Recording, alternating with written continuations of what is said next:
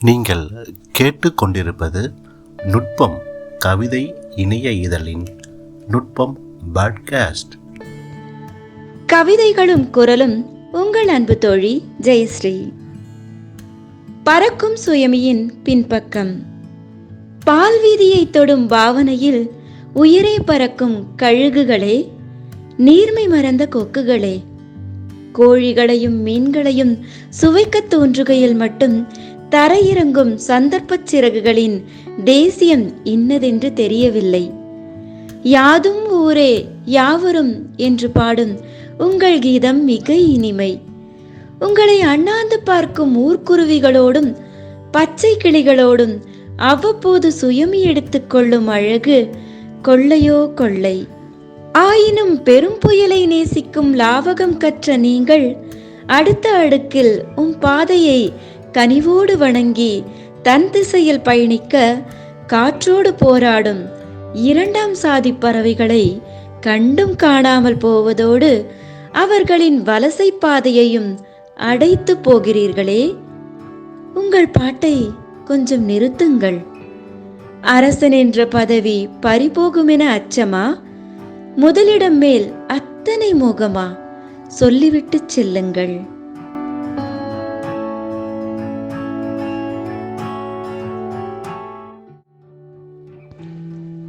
அலைபேசியும் அலைதல் நிமித்தமும். அவளிடம் மாபெரும் ஊடல் பருவத்தின் சிறு மந்திரம் ஒன்றுண்டு. அவனின் எண்களில் ஒன்றை டோன்ட் அட்டெண்ட் என்றும் மற்றொன்றை மேட் யூ மேட் என்றும் சேமித்து விடுவாள்.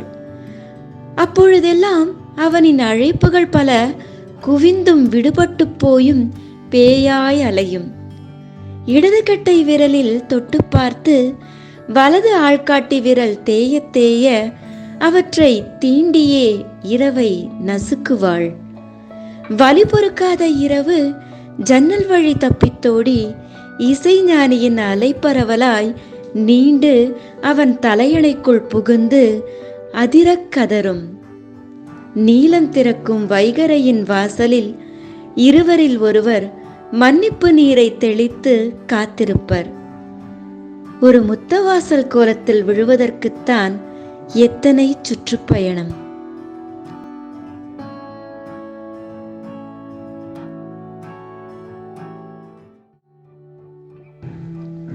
வளைகுடத்தின் ஒளிப்பேச்சு.